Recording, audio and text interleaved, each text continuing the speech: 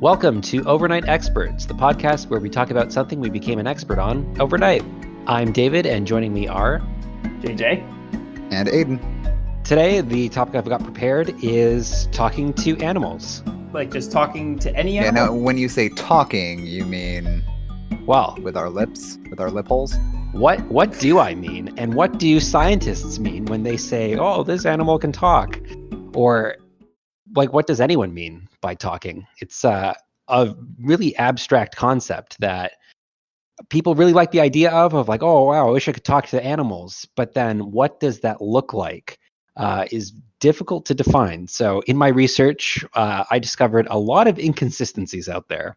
So if you had to think of like what's the most communicative animal, what springs to mind? Non-human animal. What you mean, like things that we can understand? Got it. Yeah, sure. I mean, I guess, yeah, like Jane Goodall and the chimps, right? Okay. Yep. Apes definitely on the list of things that scientists have tried to research their communication abilities of. I think about like parrots, but most of them, well, do what's in the name, parrot, and just kind of learn your words and say them, but never really form sentences. Yeah, like those are probably like the top two of like animals that can communicate. And you can also look at it in terms of like animals that can understand what people say to them. So like cats and dogs, you can give them verbal commands and they can follow those. Have you ever owned a cat? They do not listen to what you have to say. Well, you can give them commands. They don't follow them.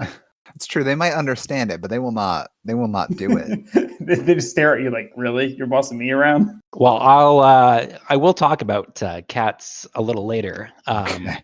And someone who apparently has taught a cat to talk.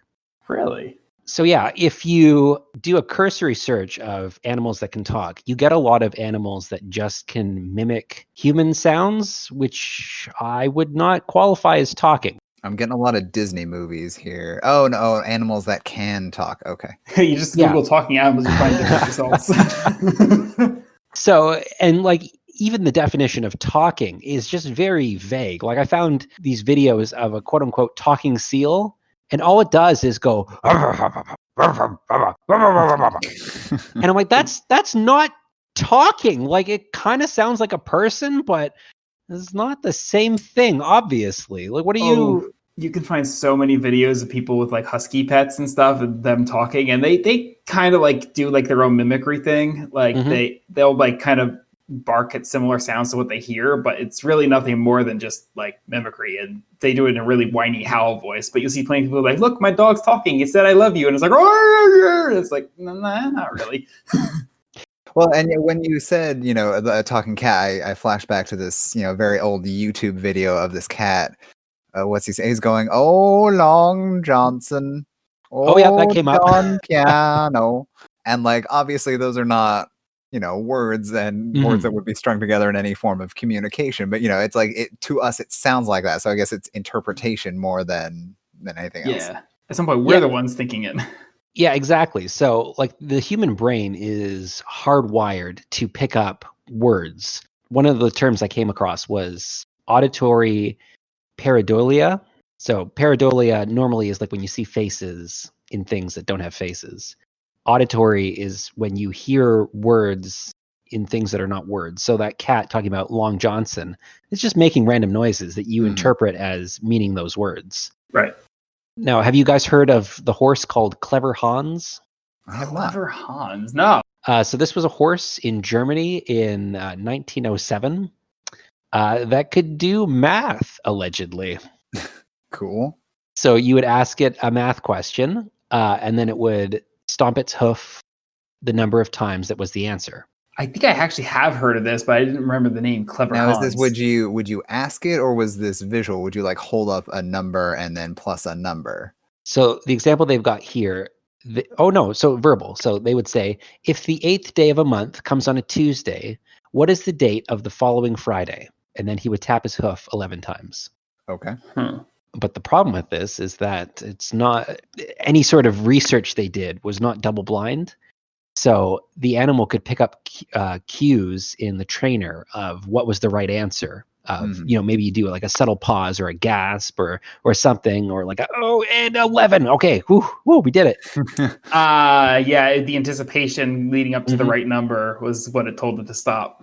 Yeah, so the horse actually couldn't do math, nor did it understand any of that. And that's researchers' conclusion for a lot of quote unquote talking animals, is that humans see what they want to see, and that these animals are not communicating at all. Or, if they are communicating, it's at a much lower level than we're interpreting it at. So yeah, Clever Hans the horse. And now that's called the Clever Hans effect if you intuit communication that is not there. Interesting. I didn't know there was a name for that, but that's actually kind of useful. So yeah, Aiden, you mentioned apes, and modern scientists are thinking that most instances of apes, quote unquote, communicating is an instance of the Clever Hans effect. Huh. So they can't do sign language then? Not well. So we'll get to that in just a little bit. That's a big story. Well, yeah, I did see other, attempts that they made at getting apes to talk. So usually it's chimpanzees, in that they're the smartest of the non-human great apes. And so the thought being that, maybe if we try to teach them, they'll figure out something. So some studies involved raising chimpanzee babies as humans. Oh yeah, that was some early stuff. Yeah, get to like where they kind of the attachment research, where they show them like wire meshes of humans, and then they I guess humanoid shapes, and then they cling to the ones that have felt, but then they don't cling to the ones that are just wire, that kind of stuff. I have heard about those studies, but this is more they this family took a baby chimp and their baby human and raised them together, and raised the chimp as though it were human, with the goal of teaching the chimp how to talk. Can you imagine being the human child in that scenario, where it's like they're all trying to, everyone's pampering the chimpanzees, like, whoa, what's going on here? And surprisingly, this didn't work. What? No. I refuse to believe that. It was flawless. Flawless plan. There's an ape out there that can totally pass itself off as a human. Yeah, I mean, I feel like that joke writes itself, honestly. And his name? Bigfoot. Dun, dun, dun. Yeah, that's the story of Bigfoot, guys. That's the where one. It came from. He's out there somewhere. He'd be squanching. All right. Other attempts involved them with other chimpanzees. They would try to, like, the researchers would take their fingers and try to shape the ape's lips into human speech. Now, I am a speech-language pathologist, and I know you guys aren't. What are your thoughts on this method for teaching people how to speak? They're trying to move its mouth in the correct form of the words? Is that what they're doing? Yep. I'm gonna go out on a limb and say it didn't work. You know what? It also didn't work. Yeah, that sounds like you're trying to reverse engineer the problem. I solved it. Give me your job. It's like in like cartoons when you fake someone talking, they just hold the lips like, yeah, like that's what they did as scientists. Wow, exactly. Good job. Yeah. Well, I mean, now I'm thinking back to, like, I guess in the olden days in movies, when they wanted a dog to talk, they just give it peanut butter or whatever, right? And so then it would kind of generally move its mouth up and down, and then you just splice in some sound of that. That, or you do weird CGI on like just the mouth. Well, yeah, nowadays it's creepy CGI where like their face is the same, but it's just their lips moving. It's terrifying. Yeah, it's very terrifying. I'm not sure what they expected would happen, but now we've got confirmation that of course it doesn't work. Results, no. So how I got started in this topic was researching Coco the gorilla. So Coco's pretty famous. I assume you guys have heard of her. Yeah. Oh yeah, she was the ape who learned sign language, or so allegedly. They say. Yeah, quote unquote. Alleged. Yeah, but that's what people usually think of. Mm-hmm. This was done, like, I think the research started by a grad student. Let me confirm that. They'll just give grad students money for anything, won't they? Yeah. So Coco was being trained by a graduate student named Francine Patterson, who had an undergrad in psychology and apparently taught this gorilla sign language. But even if you look at some of the signs that she supposedly taught Coco, it doesn't make any sense. Like, you have to think of how you teach an animal to do anything. It's got to have some sort of reward. So you teach a dog to sit, when it moves its butt to the ground, you give it a treat. You got to assume that gorillas would work very similarly of do this with your fingers and I'll give you a treat. So some of the signs they talk about her knowing are, like apparently they gave her pet cats that she named herself. And I'm thinking, how do you know that she's naming the cats? Yeah. Well, how did they? What names were these cats? So she has a cat named All Ball. Okay. That's a cat name. Right. There are weirder cat names. Yeah, and so I don't know if they just asked her, "Hey, what do you want to name this?" And she does the sign for all in ball or whatever. And then unfortunately this cat is hit by a car and dies. No. And so sorry. That was a now bummer. he's all road. And so they tell Coco that All Ball has been killed using sign language, which another question, how does the gorilla know what death is? Or even naming, backing up to that. Right. Yeah. Or like how does it understand any of this? And so the gorilla signs back, bad, sad, bad, frown, cry, frown, sad, trouble. Which is not a sentence, but it's all negative emotions. Right. Which if you can read into your trainer's emotions of, these are the facial expressions my trainer does when she wants me to do these signs. Therefore, I will do these signs when I see those facial expressions. Done. Oh, that would make sense. So, and I'm not even sure like how they thought that would work of, let me teach you the sign for sad, because I've never seen a sad gorilla. Like they don't do the same facial expressions that humans do. Yeah, I don't know. I don't really. You see them, and they just kind of look kind of stern all the time. But yeah, well, they communicate in different ways than we do. We don't use our faces for that. And this sign language that they're using, like, is this American Sign Language? Yes. Is it okay? Yeah, it was ASL. Okay. No, you guys, Aiden, you've got a dog. JJ, you are an aspiring dog owner, I would say. I would like to own a dog. I need a little more time I could spend with one, but yeah. I also have a cat, but we don't talk about that. The cat just owns itself. Yeah. But in knowing about dogs, you understand that dogs communicate very differently to how humans communicate. Like a big part of dog communication is their tail, and humans don't have tails. No, so we can't wag back. I mean, we have vestigial ones somewhere in our butts. Right, but you're not. If a dog were trying to teach a human how to talk, and one of the ways it was going to do that is, all right, show me that you're happy. How's a human going to do that? Like we just have different parts, different muscles in our faces than the gorillas do. Yeah, there's just no way they're going to understand that.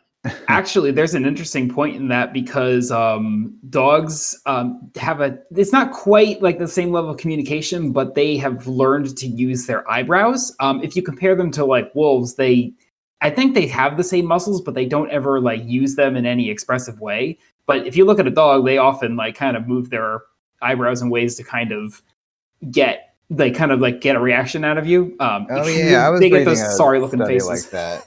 Yeah, like so dogs have, well, I mean, and I think it was also in the shape of their eyes, right? Like dogs' eyes have evolved to be, not more expressive of their emotions, but more appealing to humans, essentially. So, we are projecting our emotions. And not only that, but in our breeding, we probably have projected that too, because we're more likely to breed ones that we find more charismatic. And so if they, if they have eye shapes that we find more relatable or wind up doing things like moving eyebrows in ways where we react to them better, those are the ones that probably have been bred better. And ultimately they come down to it's something they can use, but it's not quite them talking to you so much that they just know doing this results in good reaction. Yeah, exactly. And I think other things I've seen is like videos of a dog smiling, quote unquote. And I'm like, well, it's doing that with its mouth. I don't know if it's actually happy. Yeah, it's hard to tell. Or if you've seen there's like a GIF going around of this dog, and it's giving like shifty eyes and looking at the leash because it wants to go for a walk. Oh yeah. Like it's really funny. But obviously, you were talking with selective breeding of we've bred dogs so that we can see the whites of their eyes so that we know which direction they're looking, because that has a lot of meaning to humans. I mean, you compare human eyes to the eyes of other mammals, and for the most part, you really can't see the whites of their eyes because it's not important to them to know where other members of their species are looking.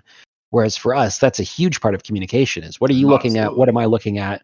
Let's figure out how to kill this mastodon or whatever the plan is. That's why I'm so bad at communicating, because I have trouble with eye contact. I just darting everywhere. Just wear sunglasses. No one will know. Oh, that would be really awkward. I wore sunglasses rolling up to get like some grocery pickup, but I also had a mask on. They were like, "What's your name?" And I just gave my name, but it's like I look completely anonymous. It must have been really weird. Yeah, well, I get that in stores of like, or anywhere that they need to check your ID of like, okay, I'm wearing this mask, but you need to check my ID. Okay, I guess I'll take off my mask and expose you to my deadly germs. Yeah, if there's a guy out there stealing my identity and he has like the top half of my face, I'm just doomed. Right now, who knows? Yeah, so in reviewing the videos of Coco, scientists have seen, these she's kind of just doing the signs randomly. And they're like very rapid fire. They're not really intentional. They talk about Coco inventing her own signs. So apparently she wanted to ask for a ring, and so she called it a finger bracelet. Maybe that happened, maybe, but like there's no way to verify any of this. It's a lot of we're reading into what she's saying. Or like, here's another example. Apparently she named other cats Lipstick and Smokey. Why? So maybe she had lipstick she could play with. How would a gorilla know what the word smoky means unless you're lighting fires near the gorilla? Like even then, but like the adjective form, like how do you? Right, like it's ridiculous the things that they read into for this gorilla. Yeah, there's a lot of presumptions, I think, in all of that. Yeah. And like if you look up videos, like it's a lot of like really rapid signing, and you're like, and it'll like sometimes caption it, because I know a little bit of sign language, but not enough to tell what a gorilla is saying. And I'm like, okay, maybe you are saying those things, but this is a lot. And like the trainer is signing really rapidly too, but it's not like sentences. And I think that's the big thing that people have noticed from apes that can sign is that they can't form a coherent sentence. Not only that, but like something like the finger bracelet thing, like at what point, how did that go? Like, did she say like finger bracelet and they're like, oh, that means she wants a ring? Or how did they communicate that she wanted something and described it with other words? Or did exactly, yeah. That? Well, and I guess my take on that is also like, if she says she wants finger bracelet and, like she gets the ring and she's happy to see the ring, that doesn't mean she actually asked for the ring. It just means she's happy to see the ring. Yeah. Well, yeah. And like the crazy thing to me is that a lot of the research I found focuses on getting animals to tell you things, which is not how you teach people how to communicate. So, side tangent, I work with a lot of children with autism, often who are at a stage where they should be able to talk, but they can't. They don't really have a reliable means of communication. And so we come up with ways of teaching them to communicate. And really where you start is teaching them, all right, if you copy this sign language, or if you give me this picture, I will give you this thing that you want. Or if you copy this word, I will give you this thing that you want. And you start by teaching kids that if they either do a sign language, give you picture, or vocalize, that you will give them something that gets them buy-in into the system. You would never start with, okay, which one is red? Which one is blue? What's a bird? What's a ball? That just sounds kind of stressful to come out with, because like I would imagine if you're having communication issues, suddenly having something demanded of you that you need to reply to is probably a really bad way to introduce someone to speaking, because there's other anxieties in that and other things. I mean, it just sounds like your method for ASD treatment is dog training. So, well, yeah, sorry. So the example I was giving was like no one actually works in that way. Not if you're hoping to get this kid to communicate. Right. I was just saying, like, for teaching the apes to communicate, that's kind of what the research focused on is, all right, do you understand these words I'm asking you? rather than here's a way that you can use words independently or to get some sort of agency for yourself. I see. So, it's possible that I didn't come across it during my overnight research, but that's not what they're focused on. And I think that's just very strange that you would expect animals to care about what random things you're asking them for. Yeah, at some point you have the thought of like they care to answer your question as you're assuming there's already some established conversation, and it sounds like none of that comes when it's just no understanding of syntax or anything, just certain words being spelled out in letters. Right. So, like, I guess you can teach an animal to kind of express concepts, right? Like my dog goes and sits by the front door and whines when she wants to go out. Mm-hmm. But that's not a word. So I guess when we say talking to animals, we literally mean like talking in the way that humans perceive speech and conversation. Well, yes and no, because I think part of it is expanding your definition of what is communication, because that is communication in a way. And what you could do for your dog, and I'll get to this a little later, is you could install a button that says walk. I have seen somebody do like a mat with like little words on it, and the dog can press different things. Mm-hmm. Yeah, I've seen bells. People do bells in their household. Right. And I really see that as no different to what humans are doing a lot of the time. I work with a lot of kids who have difficulty vocalizing. So we practice, here's how you type out what you want to say on an iPad that will then say it for you. So you don't have to worry about that, but you can still get your needs met. And so with that, I'll talk about this later. You can teach dogs and cats to communicate in that way. And you also can teach apes to sign to ask for things. That's not unreasonable. But I think the problem is they read into so much of what Coco was saying and other examples that they've done this research on too, that there's no way the animal is trying to communicate what it's trying to communicate. And in that case, the kind of like the animal using like a button that says walk or something it's not a use of language. It's an action that results in a reaction, and that's closer to like classical conditioning than the communication. Well, it is communication. Yeah, well, that communicates a message. Yeah, that's the hard part of like what is language? What is like? I was going to originally start this much more abstract, and I thought, well, we don't. If we spend all the time talking about what is language, what is culture, what separates man from beast, that's a wide subject. Yeah, like I did a whole degree on that, and I still couldn't tell you the answer.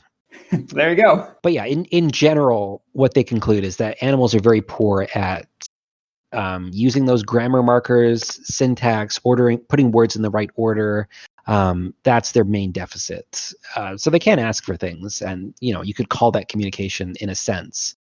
But in terms of being able to tell you something, being able to ask you a question, that's more difficult. Yes. So I mean, what is when you say like grammar and syntax that animals don't have the the concept or the capacity for that? Like, how do we know that they do, and we just haven't figured out what it is? Because like if you have an English speaking person go to a Japanese speaking person, like obviously there is no reasonable means of verbal communication there, just because the way everything is structured is completely different. Mm-hmm.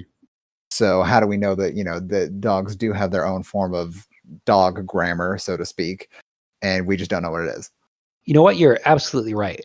Like there's no real way of telling. Just in terms of when we try to teach animals to use our human words, like there's no way, like they have trouble understanding that the order is important. Whereas if you were to try to learn Japanese, not speaking any Japanese, you could probably intuit, okay, I got to make the sounds in this order. And if you spent enough time there, eventually you would start to learn, even though, like, let's say in your adult life you had to learn Japanese from nothing, you could probably figure out a fair amount if you put in the time and effort. I've watched enough anime. I think I can. No, of course not. I guess my point is like how do you conceptualize the differences in structure? I mean, yeah, you could learn stuff, but at that point it's kind of more repetition than anything else. Like you see it done often enough, and obviously this is one of the many great things about human beings is that we have the capacity to understand these things. But well, yeah, I was going to say that how do we even know that well, we already know that animals use a lot of gestural communication, whereas humans, you can certainly, something is lost when you only have audio or only have written text. But what if part of what a dog wants to tell you is in its body position, or in what it's doing with its tail, or what it's doing with its eyes, and it wants to bark in a certain way? Trying to distill that all into one medium of audio, that might just not translate over in their brains. Mm. So, I mean, you're absolutely right. Maybe they do have their own grammars, but it's been very difficult for scientists to teach animals human grammar. Yeah, all right, I believe that. I do have one more controversy to talk about for Coco. This is something I literally just learned. Oh, really? Oh my gosh, this is such a creepy story. Oh. So in 2005, 3 staff at the zoo where Coco was filed a lawsuit against the organization because they were alleging that the executive director was telling them that Coco had a preoccupation with human nipples. Okay. And so the director was pressuring these female staff to display their nipples. Don't look at me. The gorilla said it. Literally that. Good Lord. Wow. I mean, Yikes. points for originality there, I guess. Wow. That's that is creepy. gross. You were right. Yeah. And so, like, as you can see, like, people will use animals, and sort of our belief that animals are like us or think the way that we think, to do all kinds of things, of whether it's a horse that's doing math, whether it's a gorilla that wants to see your nipples, like. Yeah, no. And apparently in the trial, or I guess they settled out of court, but a gorilla expert noted that they've never seen any other gorillas that are interested in nipples. So Yeah, that sounds a little weird. Out of the 2 people in that situation, only one of them was probably interested. Yeah. And I was referring to Coco as a person back there. I don't interpret that as you will. Yeah, like, it's just a mess. Yeah. That reminds me of another story similar. If you've heard of the, I don't want to sidetrack what you're doing, but are you familiar with the Margaret Howe Lovett and the situation trying to get a dolphin to speak? Nope. Oh, is this with the LSD? Yeah, that's part of it. That's part of it. Oh, yeah, never mind. Yeah. That was a thing and a half. I don't want, this is probably just going to be awkward if I interrupt what you're going to do, because I know you have another story. Yeah, well, I completely forgot about that. It's not on my list. But yeah, so for listeners that don't know, keep this PG as possible. It's a little hard. They basically tried to raise this dolphin like a human, in a similar way to the chimpanzee story I was talking about earlier.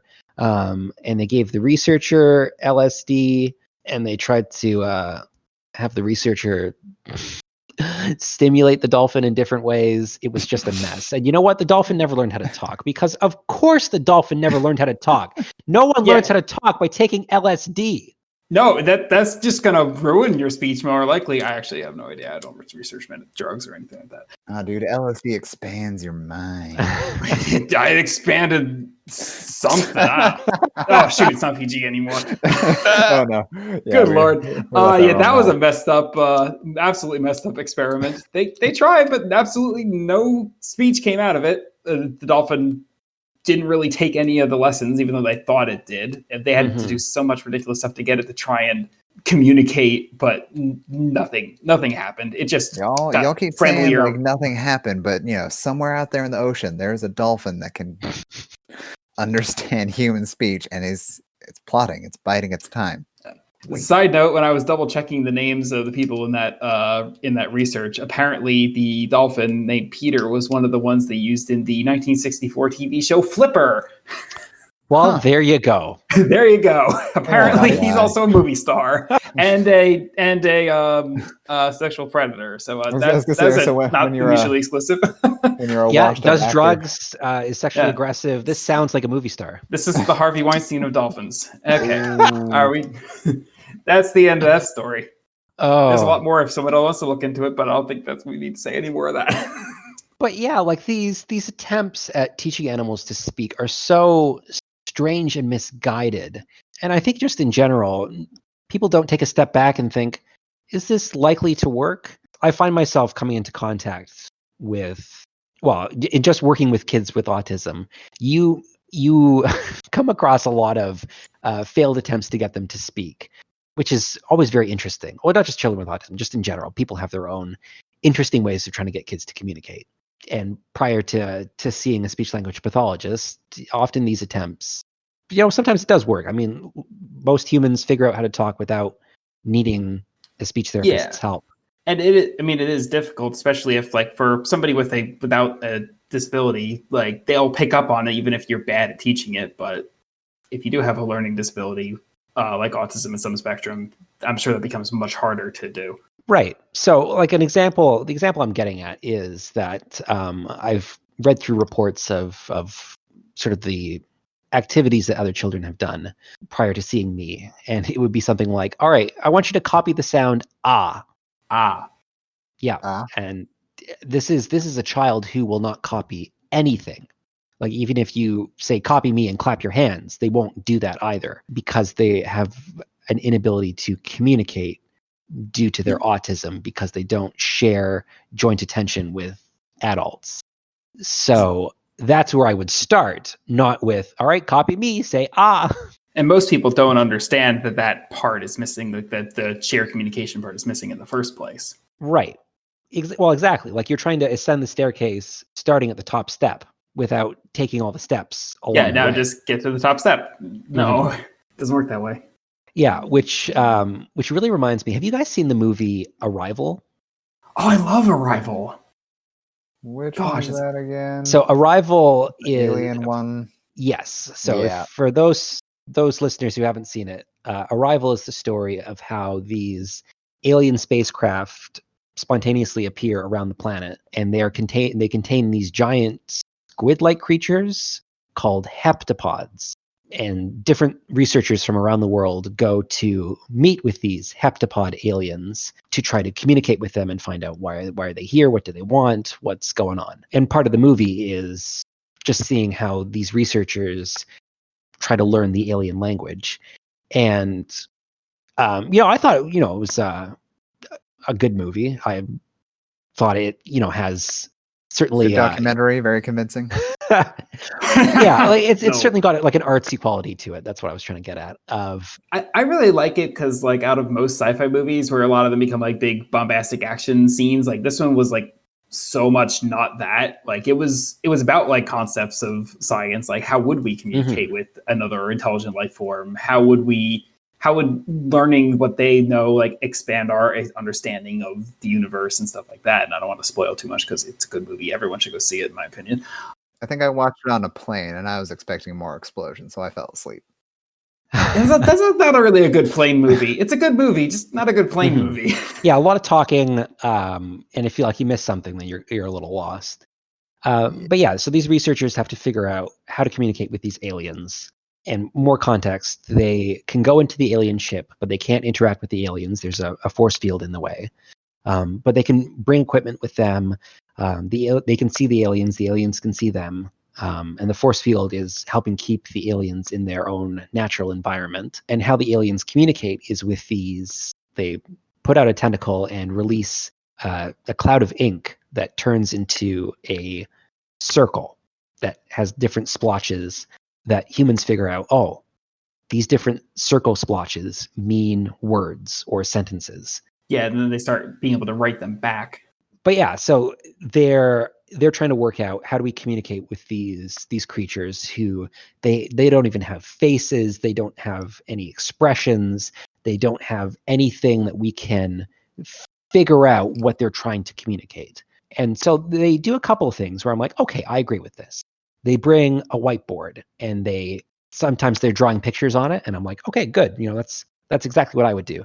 Other times they're writing English words, and I think, oh, okay, we don't even know if these things have eyes, but okay. If you've never seen like Roman characters, it's in Roman characters, right? Yeah. Like Okay, I thought I got it right. If you see like Roman characters and you've like never seen them before, what are they going to look like to you? They won't mean anything. Yeah, like I look at Chinese symbols. That means literally nothing to me. Yeah, it'd be basically that. Well, except that I at least know that's a language. Perhaps in that situation they might not. Exactly. They do other things like they act out actions, and then so they'll act out walking, and then the heptapods will make a symbol, and then they interpret that as, oh, this means walking. And I'm like, okay, that's how you would do it. Isn't that basically what they try to do with the gorilla? Well, exactly. Yeah, they tried. I guess that's why it's science fiction. Yeah. Their hands are a little tied because of this force field. They can't interact with the aliens, and they can't give the aliens anything. So they can't, like, they can show them things. And so you would assume that, oh, when I hold this up, that whatever symbol you produce after that is that item. But like you say, it could just be us reading into what they're trying to communicate. But if you could get it so that they can ask for things, ask for an apple so they can analyze it, ask for a banana, ask for a Rubik's Cube, I don't know, whatever a heptapod might want, then you could start to teach them, hey, when you do symbol A, I will give you item A. And then you can have some sort of communication there. But they time lapse a lot of it. And some of the words that they figure out make total sense. Like they've got a word for human. They've got a word for each of the researchers. They got a word for walking. They've got a word like for the aliens themselves. And then they've got other words where it's like, how on earth would they have learned this or figured this out? So they've got a word for death. They never explained that those things could die, did they? Like, I think that was like just kind of came out. Right. Of Well, this is prior to them dying. Spoilers. Oh, right, they did. Spoiler warning. Still good movie. But right. Like, how would you teach an alien what death is? And so I can only imagine that they brought in creatures and murdered them in front of the aliens, or showed them video of things dying, snuff films.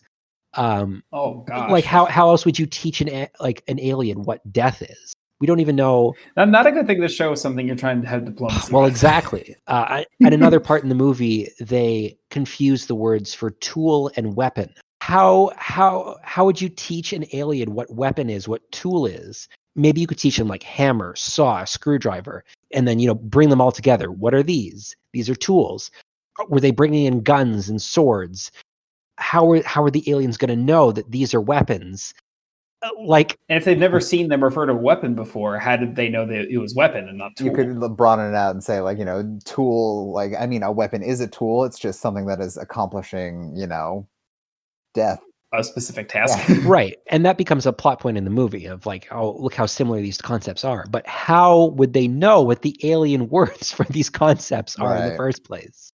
There are some leaps in there. Yeah. Well, another huge one is the symbol for time. Like how do you teach an alien what time is?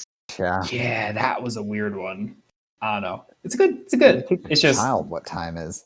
Well, how do you teach? No, people still don't understand what time children is. learn.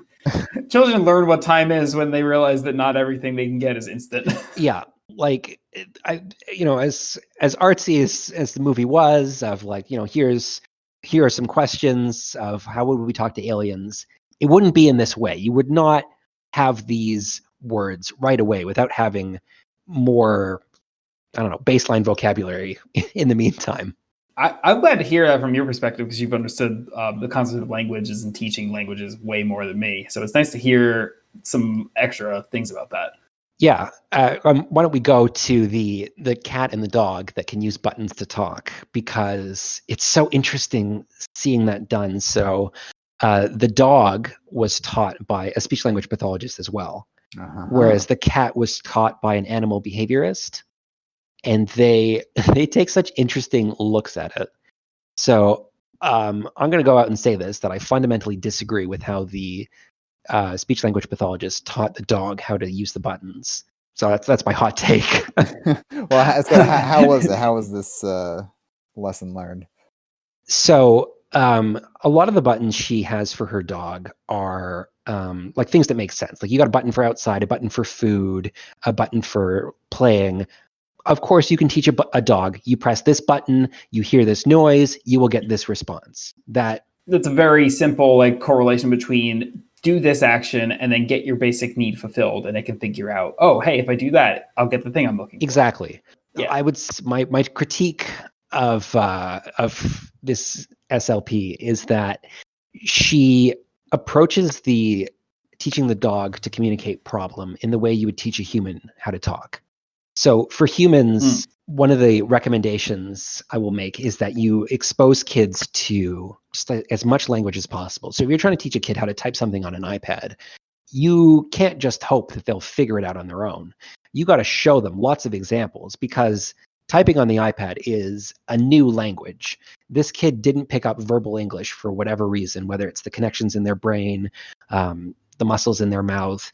It didn't happen. But we can teach them how to type this out on an iPad, and it will go a whole lot faster than teaching them verbal speech.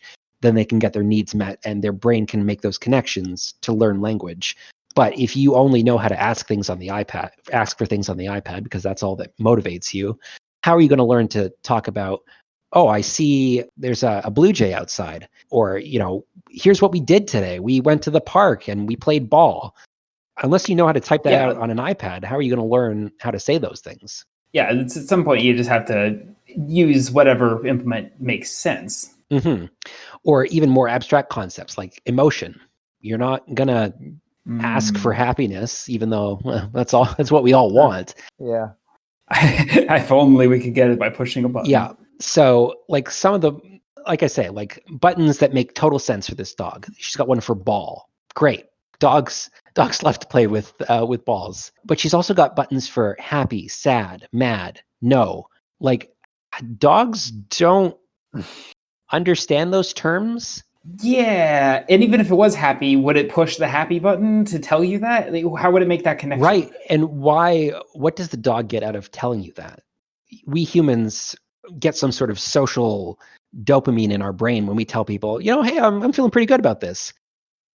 Does a dog get that? I don't know. I mean, no, but it's projecting once again. Like we want the dog to be able to articulate that emotion to us, because like if a dog jumps up on the counter, grabs your food, and then runs off, like when you tell that dog no, you want the dog to understand that, oh, this is bad. I am feeling bad now, therefore I will not do this again. But that's not how dogs actually think. Right. So like my only thought would be that if one of the clips you can see like the dog's also got a button for its own name. So the dog's called Stella, and it will hit like Stella mad. So unless your response is to do something where you give the dog something for being mad, or you like try to calm the dog down, like you're just not going to get, that's not what the dog means when it's pressing the mad button. At some point, it's probably more reacting to the reaction you have, because if you press like Stella happy and you react super excited, like that's what it's trained to see. Or maybe you're even training yourself at that point to react to pressing buttons. Now, she's got this whole blog, I guess, talking about like the different ways that she like shows the dog how to use the buttons. And like the recommendations she gives are perfect for humans. I'm not trained in how to train animals how to talk. That's not my area of expertise. We didn't cover that in my master's degree. So like it's my depth of field. I wouldn't purport to know how to teach a dog how to express these emotions, but I'm having a lot of trouble believing that the dog can understand those things. And the dog's been given a lot of buttons, and now apparently she can do them all correctly. Like I think it's like 20 buttons or so, but it's a lot. And I don't know if a dog has an expressive vocabulary of 20 words. How do they determine correct, though? Well, that's the thing unless you are forcing the dog to do like correct responses, or like there's some sort of consequence for getting the wrong response. So like if the dog wants to be left alone, but it's pressing the button for sad, and you pick it up and go, oh, poor puppy, it's going to learn, oh, don't press the sad button. But I don't know, like there's no way it can learn these, like not how they're being taught. Well, I mean, that's when you have the negative, positive reinforcement and punishment thing, so you have negative reinforcement, which is, taking something away. You have punishment, or positive punishment, which is, displaying this thing that is wrong. Like dogs learn differently than humans. Yeah, exactly. At some point, we have to overcome our own limitations of the assumptions we have about language and assuming that another species will understand what we're trying to do because that's the way we understand it. Well, yeah. Well, even like assuming that another culture sees things the way that we do, just for as humans, has led to nothing but trouble. And this is going to be something I was going to be be asking earlier. Like, even if we were to somehow kind of, peg down a particular dog grammar, going back to that, like, who's to say that dogs, a dog in Japan would have the same grammatical understanding that a dog in America would. Yeah, I mean, it's probably very different just in terms of like the language they're exposed to inherently. So yeah, there's like, who's to say? No one's doing enough research on getting dogs to talk. Yeah, come on, step it up, people. Well, I mean, you were mentioning that Coco the gorilla was, the result of like some grad student. Like, come on, people, just apply for a grant and have at it. Yeah. Yeah, I got to do something with the grad school. But yeah, and also like do it right. Come on. For the cat, this person actually is an animal behaviorist. Okay. So like actually is an expert in this. So she's got buttons for, so her cat is called Steve, and he'll ask for snuggle, kitty nip, lady. So lady is the name that this behaviorist uses to refer to herself. So like that's what the button you press to get your owner's attention. Mm-hmm. I could imagine cats would refer to you as "Hey, lady." Yeah, so and that's sort of like how she's decided that the cat is going to talk. Well, and going back to the buttons, like, when you say lady, does the button say lady? Does the button have a symbol of the lady? The button says lady. Yeah. So the button vocally says the name, says lady, and she's taught the cat, you press this button, I'll come over to you. Okay. But I mean, what happens if you would now swap out that button for something that says something different, either on the button or, in the voice that comes out? Yeah, I'm not sure. I would imagine that the cat knows that, oh, this doesn't sound right, because I mean they're definitely that level of smart. I don't know if they're looking at the color of the button, the texture of the button. It looks like these buttons are fairly nondescript, apart from like some of them have like tape X's on them. So I don't know how much the cat knows, or if it just remembers, all right, this button is in this spot. Might even be spatial recognition. Yeah, exactly. Like we don't. Dogs are at that, but recognizing where it is in the room, because they're all like stuck to a board. Right. I'm just thinking, if you swapped out all of the buttons on the board for, just swapped them all around, like, how quickly would the cat be able to figure out that, oh, this button used to say lady, now this button says snuggle, and now this button says lady? Would I be able to, or, would the cat be able to learn to hit that button, the new button for lady? Probably. Like, think about it, if you switched all the keys on your keyboard. Oh, no. Yeah, well, you could relearn. Have you seen French keyboards? Those things are insane. You could relearn how to type, but it's going to be a little frustrating in the meantime.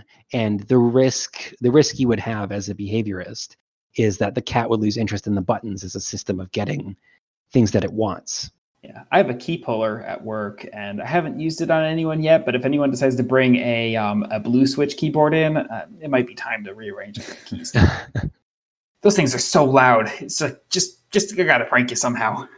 Well, and I guess my take on it is like, if you said the cat might learn that it doesn't, that this is a pointless, fruitless exercise. Like, has the cat really learned a language then, or has the cat just learned that pressing buttons kind of gets it what it wants? Well, exactly. I mean, it all will boil down to what's your definition of a language. I would say that it is communicating. You can definitely argue that it's communicating what it wants. However, some people might call that language. I'm just going to call that communication and not take a side on this issue. Might as well. Now, one thing I think that is good about this behaviorist is that she says that this is not talking. It's not the same as speaking English, even though it sounds like English. It's just like pressing a bell and associating that with going outside. Whereas the SLP, training the dog, has kind of taken a more, like, part of the blog is also, here's how you teach people to use devices to communicate. So like, it's partially educational, but I'm like, this does not necessarily apply to a dog. But it's gotten attention in the media, so I think she's taken that opportunity as, let me educate the general public on something they might not be otherwise aware of. Interesting. Well, see, now I want there to be a reverse study. I want an SLP to be the one to teach a cat, and I want the animal behaviorist to teach the dog, just so we can get some kind of standard of what it actually means to teach these animals. Just pet swap them. Just trade Steve and Stella for like a few weeks and see how they respond. Right. So in my research, I think the sum total explanation of what separates humans from animals in their communication is going back to that syntax and grammar. So just being able to understand that the way you order the words, the way you put words together, there is meaning associated with that. And that seems to be a very human thing. And with that, it also seems to be something that you can lose as a human. So if you miss the critical period of language development as a child, you will have a lot of difficulty learning that information and being able to understand that the order of words matters. Right. So have you guys heard the story of the feral child called Jonny? No. Genie? The genie like genie in a bottle yes, kind of so thing? that's Or the I Dream of Genie? That's the pseudonym they gave her. Oh, I see. No, you haven't heard this? Okay, good. Let me tell you. Let me spin you a sad story. Oh boy. Your topic is very depressing. We're gonna end on a sad story. Oh, I've got another sad story after this too. Oh, great. Sorry. David! So Jonny was found at the age of 13 and a half, where she was taken from her home because they discovered that she was being abused. From the age of 20 months old, her father kept her locked in her room and strapped to a child's toilet. Oh my gosh. She couldn't move. She was not taught how to speak, never given any toys, severely malnourished. And they suspect that anytime she made noise, she was beaten, so that when they finally rescued her, she was very reluctant to make any sort of vocalizations. Now, they did try to teach her how to speak. And, she managed to learn quite a lot of words for someone who had not communicated for 13 years of their life. But still, because she missed this critical development period, she was not able to learn syntax and grammar. It just did not click for her. Now, granted, this was back in the 70s and 80s, so treatment techniques have advanced since then. I guess she's still alive. Yeah, she's. I was gonna say, what happened to her? Where is she now? Oh, well, I guess they want to keep her identity a secret. So they don't have date of birth. She was born in 1957, so she is either 62 or 63, depending on when her birthday was. It's probably better to keep it that way if she's, for all we know, she's still trying to overcome the abuse. And last thing you need is news or tabloids or anything checking in on updates. Oh no, screw off. Yeah. So I'm not sure what her current level of communication is, but they basically did all they could to teach her how to communicate. Wow. But yeah, she just could not make that connection. So something that happens in infancy between the ages of 1 and 2, maybe 3 at the latest. You gotta pick up language somewhere there. Otherwise, it gets very difficult. And I remember hearing about this case when I was in my undergrad in one of my first psychology classes, thinking, "Oh, this is a child without language. That's so horrifying. Of how do you think? How do you communicate? So much of what you are is in your ability to express your ideas in words."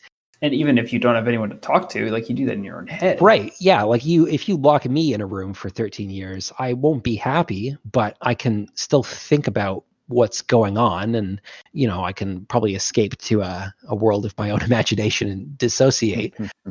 How fun. Finally write that novel you've been meaning to. Oh, yeah. I'll do it later. But yeah, the idea of this child who was without language was just so shocking to me. And yet here I am in my daily job I probably see, I couldn't even count the number of kids I've met where they don't really have language per se. They are trying to communicate. They've got gestures and abilities to make what they want known, but they don't talk. They don't have language. They don't understand anything you're saying to them. So sadly, it is more common than we think. No, not that any of these kids have been abused. I mean, most of these kids have autism, so their brains are not wired for communication. Yeah, that's like a biological thing, if I'm correct. But yeah, like it's so interesting. Well, I mean, of course, I'm going to find this interesting because it's my job. Yeah, I hope you find your job interesting. Of like how language works and how the brain processes this very abstract concept that we just inherently are hardwired to do as a species under normal circumstances. Yeah, and just missing that is catastrophic. So I will conclude with one final story of perhaps the closest we've ever gotten to an animal that could talk. I've looked into, are there other experiments, and it seems that there's like they've taught the animals how to do tricks, but this is the most recent experiment they've done, where it was done by a scientist, and they kept data and they made sure everything was consistent, and they had data. Yeah, what a concept. At this point, I'm happy to see it. just to have like a general experiment that you could draw information from. This is research done on an African gray parrot called Alex. Is this familiar to you guys? This sounds familiar, yeah. Yeah, I remember seeing a documentary about Alex a long time ago. Not much of the details I remembered, other than a lot of things they tried to teach it. So they would teach Alex how to answer just a lot of different questions. And they estimate he could understand about 15 different objects. And they would ask him questions like, which one is bigger? Are these the same? What color? How many? You could ask him these questions and he would understand.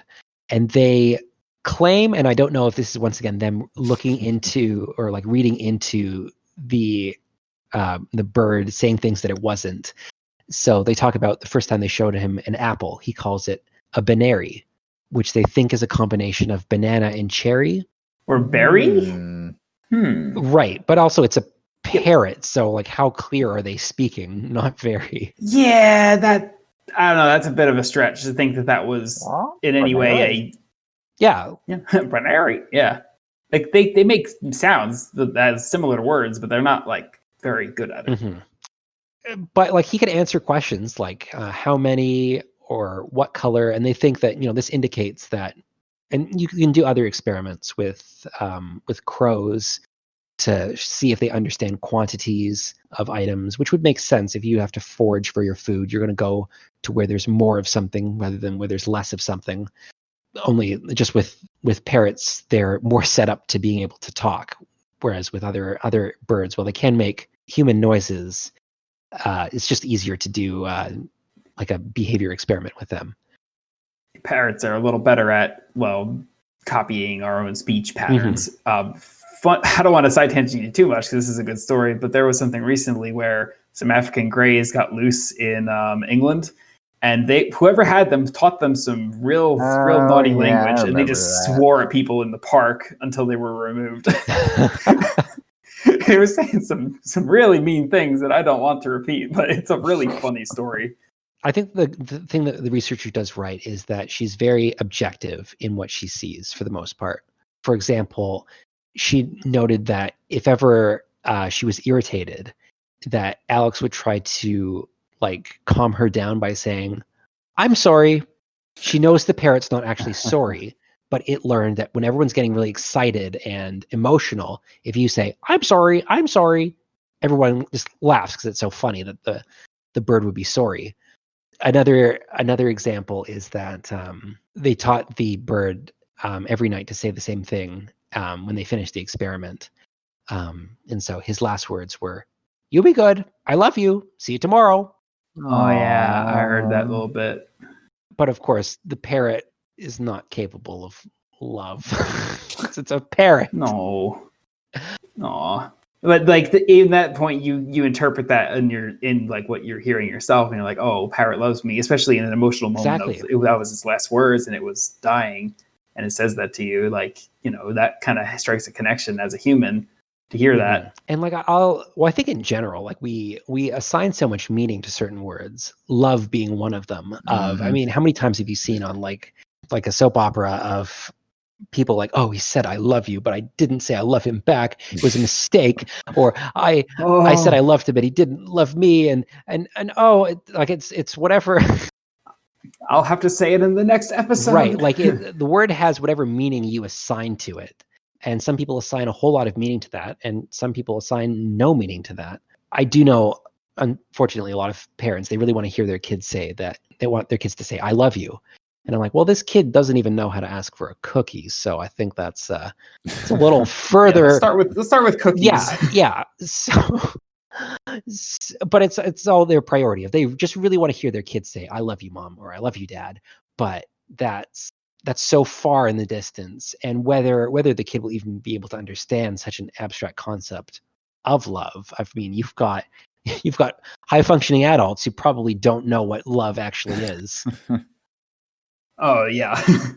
Well, it goes to this, like broadening of the concept. Like, obviously we like a dog can exhibit attachment. Maybe this parrot did exhibit attachment, but then, by using the word love, we suddenly connect it to the attachment it had, even though it was just saying that because that's what it was used to.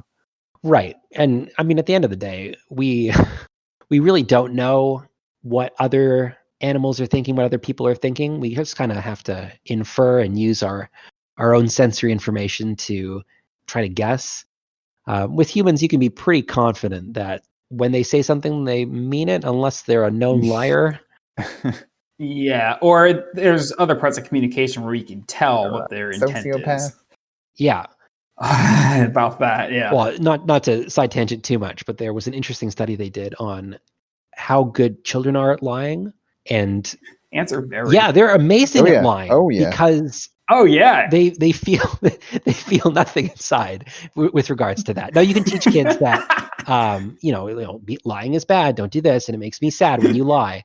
But like scientists discover children feel no remorse. Yeah, but like they take videos of kids lying and they have independent observers try to rate, all right, were these kids lying or were they not? And you can't tell. It's just impossible because kids are fairly emotionless when they're speaking. It's later in life that they learn how to add intonation and expression into how they're talking. Some kids are more emotive than others, but for the most part, the tells that you're looking for do not show up in how kids lie. It's fascinating.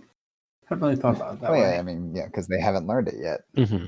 So to conclude, the thing that makes Alex the most interesting, or the closest we've gotten to being able to talk to an animal, he is perhaps the only animal to ask a question.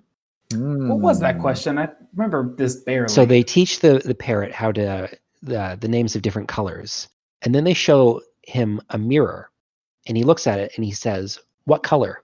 And so they tell him gray. So the question is he asking what color is a mirror? Or what color he himself is. Exactly. Ah. I feel like the concept of a parrot asking what color is a mirror is a little too high, a little too much of a higher brain function that a parrot would really have, because I don't know how to answer that myself. It's like it reflects light, all of it. Right. But I guess if you're used to as this laboratory parrot of being shown different objects and having to tell what color it is, finally you're shown an object of, wow, I don't know what color this is. It's like all the colors. What's going on? But I mean, it's using its, limited language, as it were, to, to express the concept of what it wants, right? Like, even if it doesn't mean to, even if it truly means to ask, what the heck is this thing in front of me? Its closest next experience is, I've been shown colors, so this is a visual object I do not understand. Therefore, what color is it?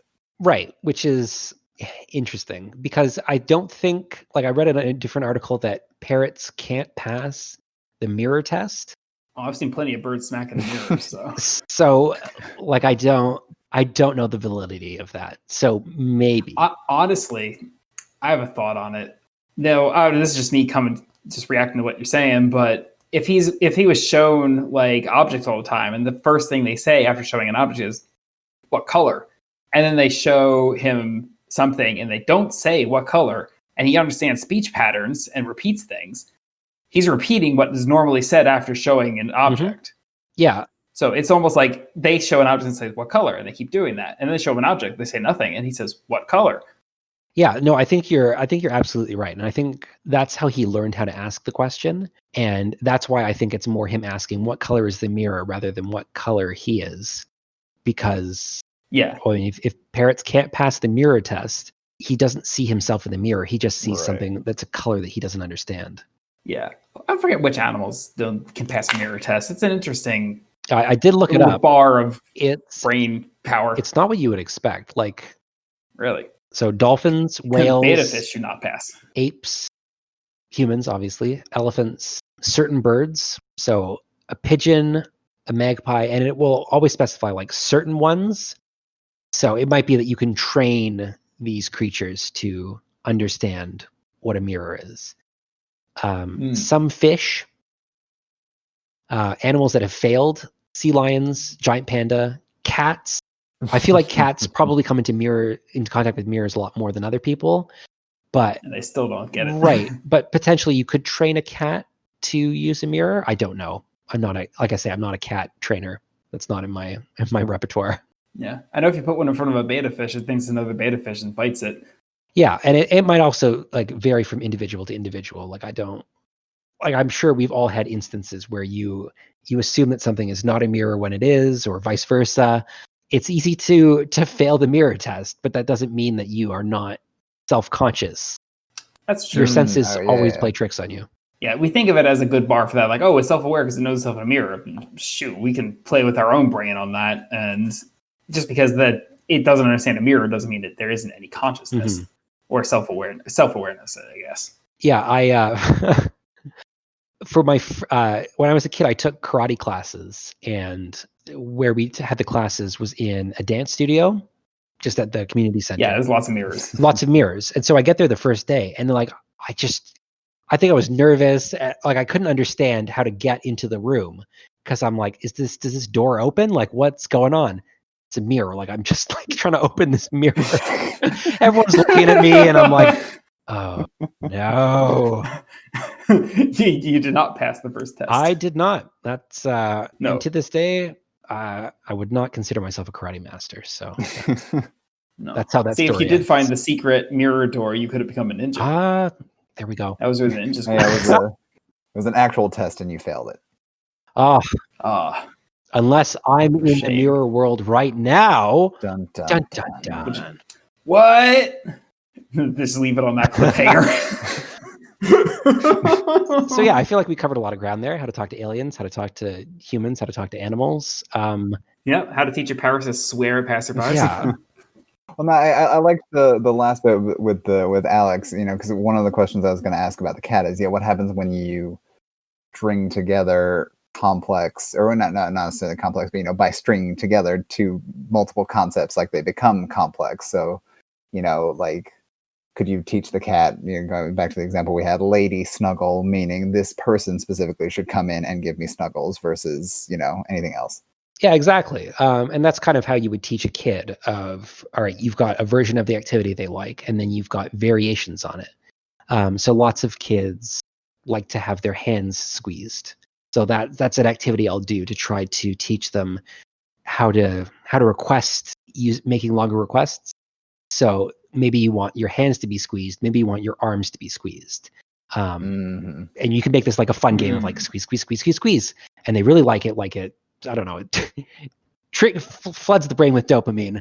And they'll ask for it endlessly. And so I'll show them, hey, this is how you say this.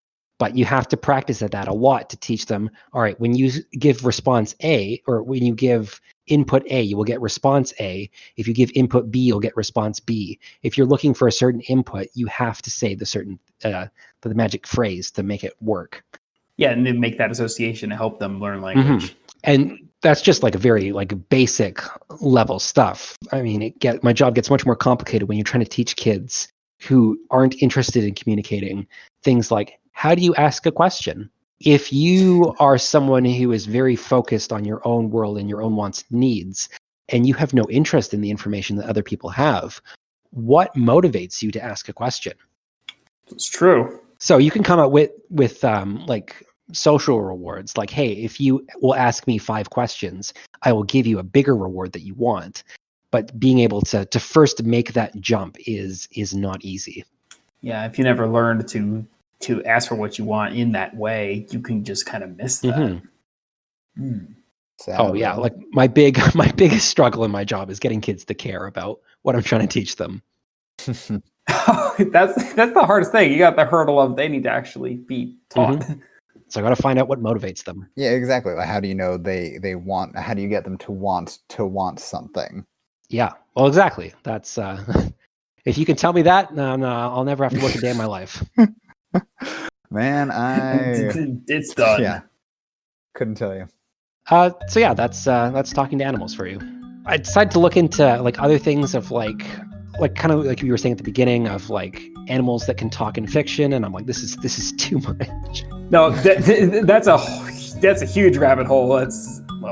Because I thought of taking this in like the direction of Dr. Dolittle, who a parrot teaches him how to talk to animals, and I'm like, this story doesn't really stand up to closer examination. Well, when you mentioned the abused girl, I thought we were going to go into some kind of like Jungle Book Raised by Wolves territory here. Yeah, like I feel like that could be its own episode, even of like how do people learn language without learning language. Yeah. At some point, the brain will kind of figure out its own way of doing that. Well, that's the thing of language came from somewhere. Yeah. It's like if we're predisposed to do it with the way we function, then eventually we'll come up with a way. And they have done a lot of unethical research in the past, but save this for a different episode. We've already gone long enough. Maybe a different day we'll talk about it. Just a list of unethical things done in science. Oh dear. Oh gosh, that's just gonna get too dark. So we might wrap things up there. That was talking to animals as ethically as we can research that. For Overnight Experts, this was David with JJ and Aiden. Hey, thanks for listening. Be sure to follow us on Facebook, Twitter, and Instagram to stay up to date on the show, and leave us a review on Apple Podcasts or wherever you're listening to this so that we can continue to grow our audience. If you like what we do, consider supporting us on Patreon. Thanks for your support, and we'll see you next time.